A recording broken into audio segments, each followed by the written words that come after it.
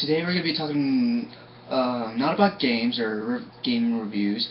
We're actually going to be talking about consoles and PCs, okay? And that will also include the new the Alienware Steam machine that you can now purchase at Walmart. So, where to begin? I've had a few friends that have been asking me lately, between the Xbox One, the PS4, the Alienware console, doubled-up computer, or a gaming PC, what would be the best bang for your buck? Now, I hands down said either the PS4 or a PC, or if you don't want to spend a lot of money, I would actually consider getting the Alienware console. And the reason why is because it does double up as a PC. And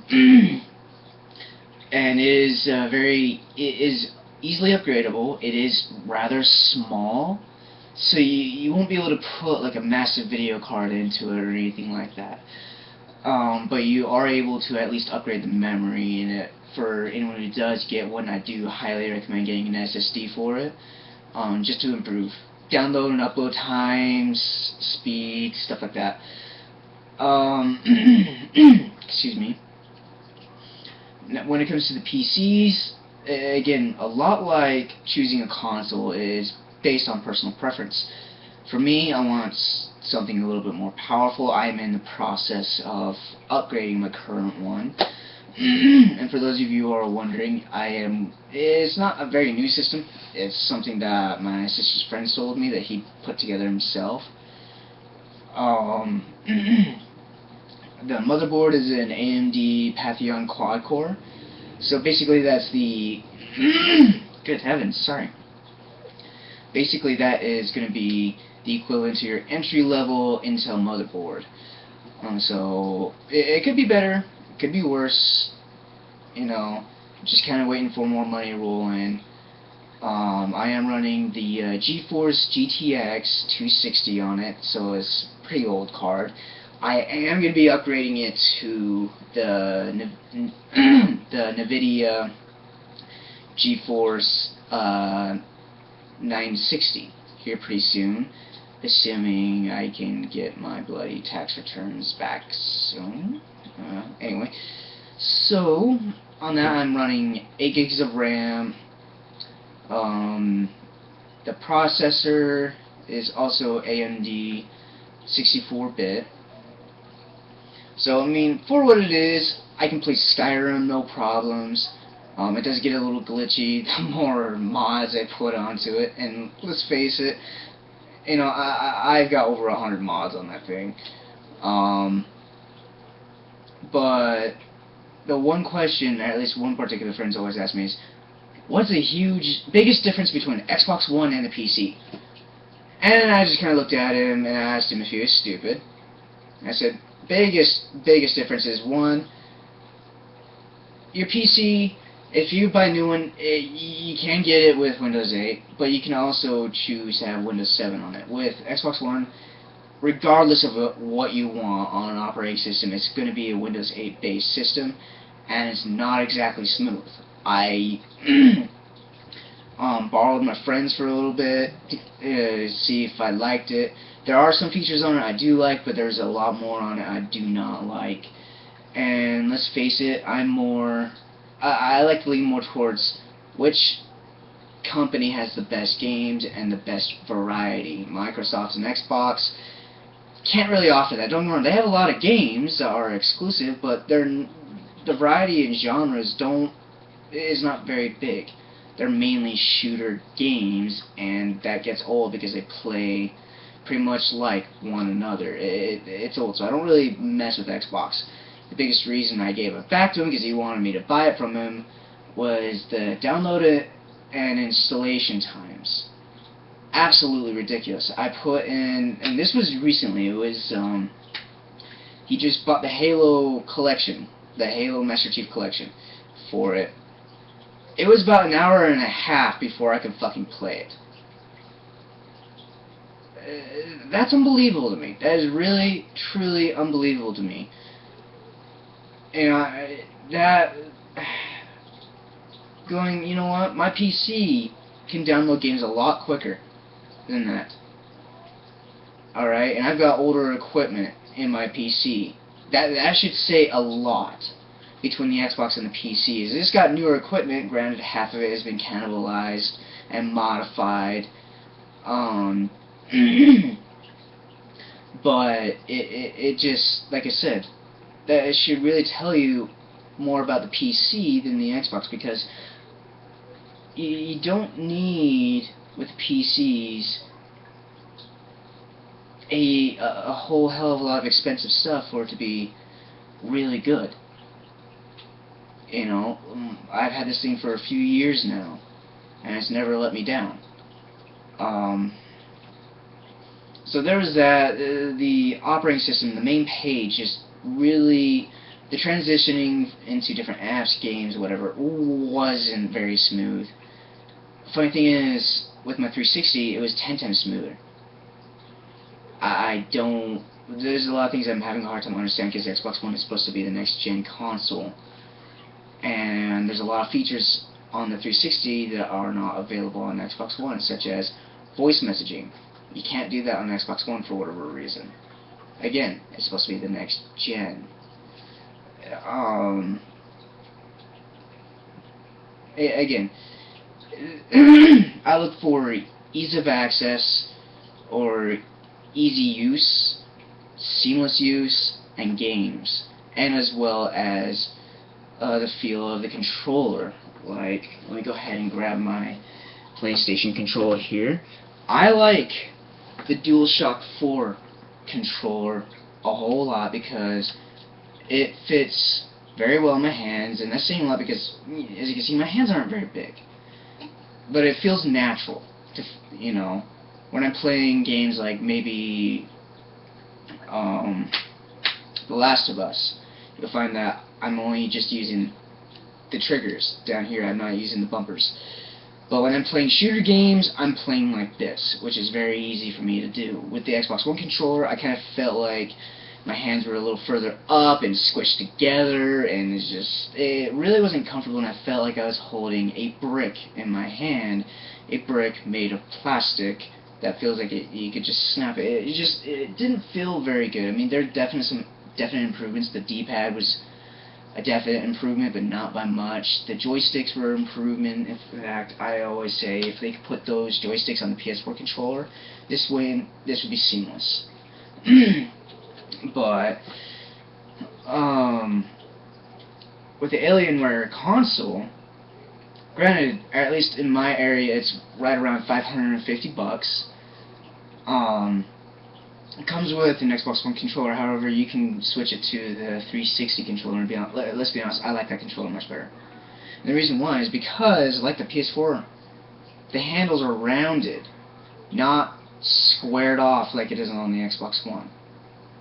That roundness feels more comfortable than the square. And they say, yeah, we had someone design this for gamers. I can't imagine in my whole life a gamer who would want to use that controller for long periods of time. I'd be able to play on it for about maybe an hour or two before my hands would cramp. That's bullshit. Especially when I'm trying to beat a game. That's absolute bullshit. So you can do that. You can switch between the controllers on the Alienware console. Like I said, it doubles up as a PC and a Steam machine. So you can play all your games on it and everything. It does run slightly better and and with certain games, it does run a little bit better than the PS4 does, but it's because it's more computer-based than the PlayStation is. But if you really want to have the best bang for your buck and have the ultimate gaming experience, hands down, get a gaming computer. Now that may be a bit costly, considering that one of the best builds is going to have at least 1 to 2 GTX 980s with it's an Intel processor. I can't remember the exact name of it, but it's the latest one with a number of SSDs, whoops. The build I'm looking at eventually is actually going to be an AMD motherboard. Don't get me wrong, Intel is really good, but I think you're getting more bang for your buck with the AMD because it is a bit cheaper. The performance on it is between the Intel and the AMD as far as, you know, what I could see talking to not just the guys who work with PC laptop, but to a number of gaming guys, my neighbors, and an IT guy. And to be honest, I trust his word more than the PC laptops people, just because. I'm going to go a bit aside here. I went in there and I told them, basically this is what I want to do. Is, yeah, it's kind of neat being able to get, you know, for a set amount of money, a good computer. But I'm more hands-on. And to me, it would have meant a whole hell of a lot more to actually be part of the building process.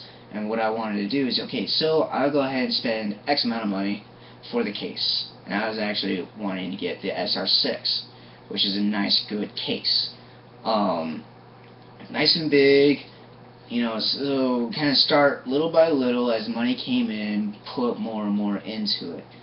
And that's what I really wanted to do. And they said, well, it's going to be more expensive like that. I'm going, it might be more expensive to do like that than it would be just to get the whole computer by itself. But like I said, I'm a hands-on type of guy. And it would mean a lot more to me to actually see and be able to be part of the building process. That way I could tell people, look, this is what I built. Instead of saying, look, what PC laptops built for me, because I gave them money. That, you know, like, I'm very hands-on. Most people don't know this. I actually started at a very early age on computers. Granted, it was comments and this is an old game, Elf Bowling. To this day, that remains one of my favorite bowling games to play on the computer, just because it is so twisted, so bloody. I love it. But yeah, if you want to get something that's going to have the best graphics, you are going to want to get a PC. And you can pick up a GTX 960 for about $200 to $300, and that's still a good card. Best bang for your buck. I've been looking at many cards, and that one, granted, it's only got 128-bit on it, but you're not going to really notice it. I've been watching a lot of reviews on it. I know a number of friends who actually used a couple of them. And if you play things like Battlefield 4, Skyrim, your average FPS is going to be around 60 or 70 FPS. That's your average. That's pretty damn good. If you have a little extra money to spend, then I would highly recommend getting the 980. That is also a really good card. I've had a few friends ask me about the Titan series, and don't get me wrong, the Titan series, they're good, but way too damn expensive. Just the Titan Black is going to cost you right around $4,000 or $5,000. The Titan Z, that's about $3,000 more, depending on, of course, on where you buy it from.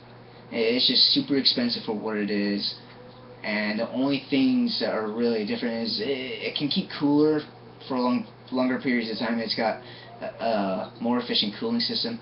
But in terms of performance, it's not terribly, at least the Titan Black. The Titan Z, I'm still looking into that. The Titan Black compared to the 980, FPS wise, you're not going to know as much of a difference.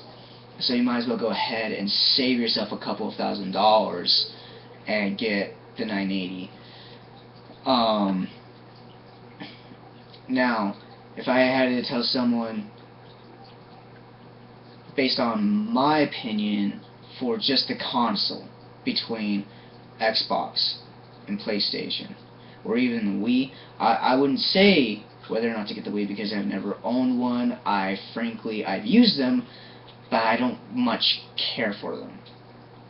I always say it is entirely on your preference. If you want something that you're just going to be playing online all the time with, shooter games like Destiny, Call of Duty, Battlefield, I would recommend going ahead and getting yourself an Xbox. Because it's no, like, don't get me wrong, the PlayStation Network nowadays is a lot more stable. Xbox Live is going to have, you know, to be honest, it's actually quite negligible now, but still, regardless, you're going to see fewer problems online, at least, playing Call of Duty with the Xbox. But if you're looking more into games like I do, with more variety, storylines, stuff like that, I would recommend getting the PlayStation because Sony has the largest library of the most variety of exclusive games. Alright, and I'm not just talking about the new games. I'm talking about PlayStation as a whole. We're talking from the original Twisted Metal series all the way to The Last of Us, Ratchet and Clank, Jak and Daxter. One of my favorites I've played on the PS3 was Battle Royale, which is basically Sony's version of Super Smash Brothers. And that was actually really fun. That was a really fun game. But again, I look for more story-based games, like The Last of Us, for example. The Last of Us, Shadow of Mordor have been, for this year, The Last of Us Remastered, I really should say, and Shadow of Mordor for best stories take the cake for me for 2014 into 2015 so far.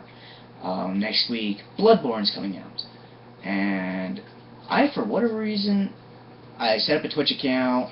I was streaming just the other day. I know I was streaming, but I can't find the video anywhere on my Twitch account. Maybe I did something wrong. I don't know. If I did, whoops, I'll eventually figure it out. But yeah, and so again, people will find that as much as I hate Xbox, I'm not going to disown anybody for buying one. I mean, again, it's personal preference. It's your money.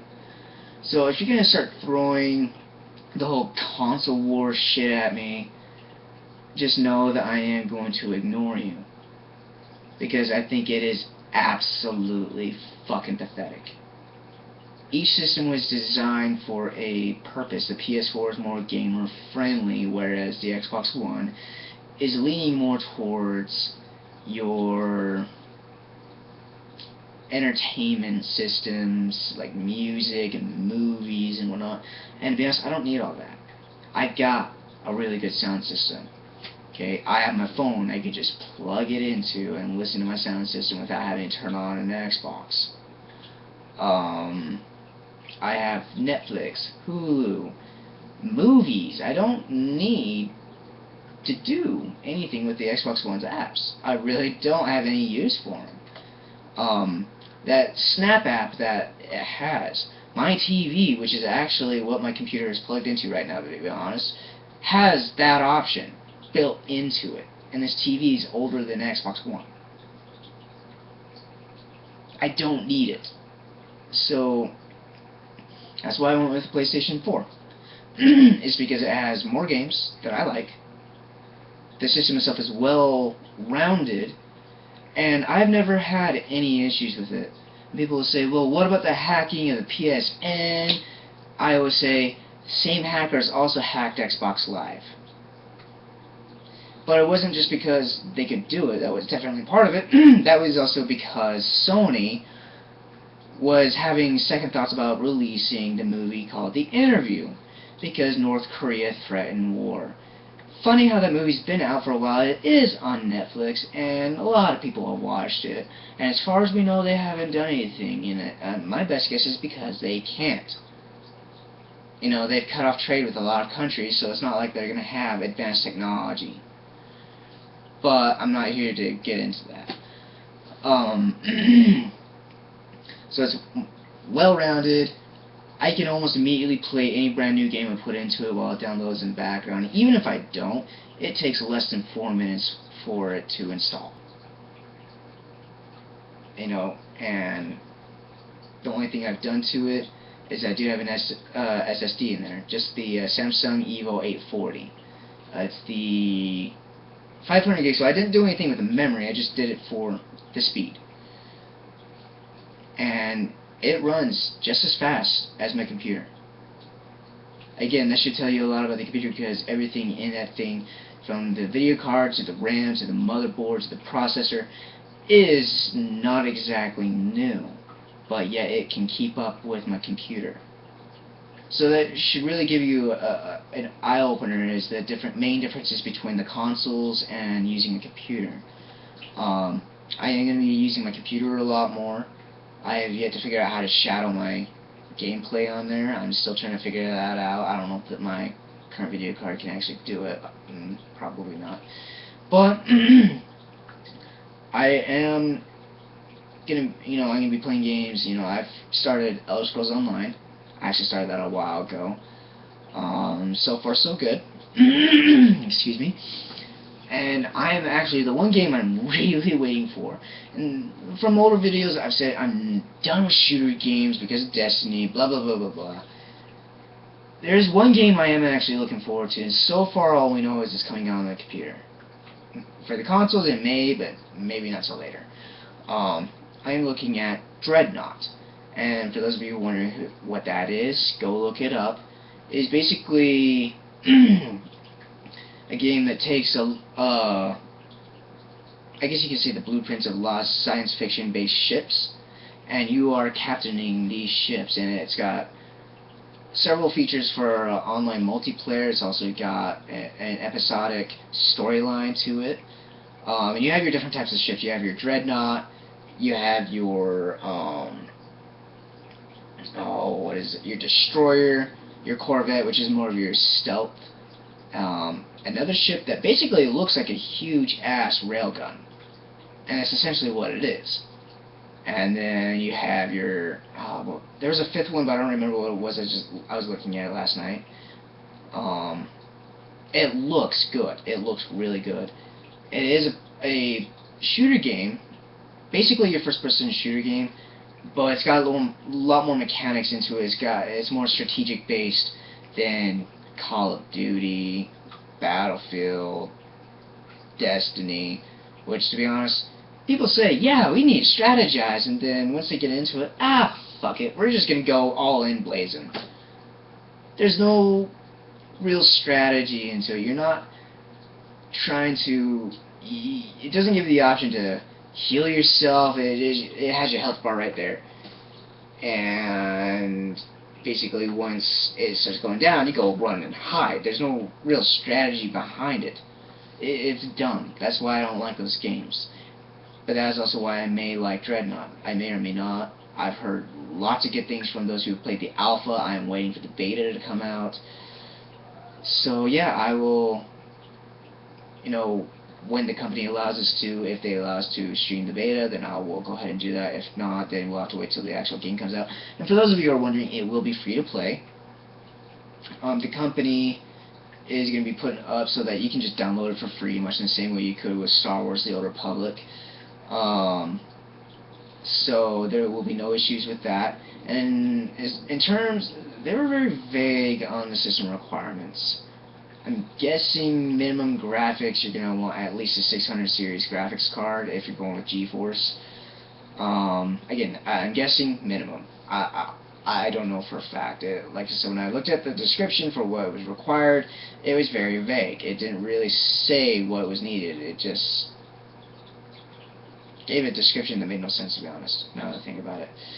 But yeah, anyway, that's all I have for now. Again, if you have any questions, feel free to comment, and I will see you all later.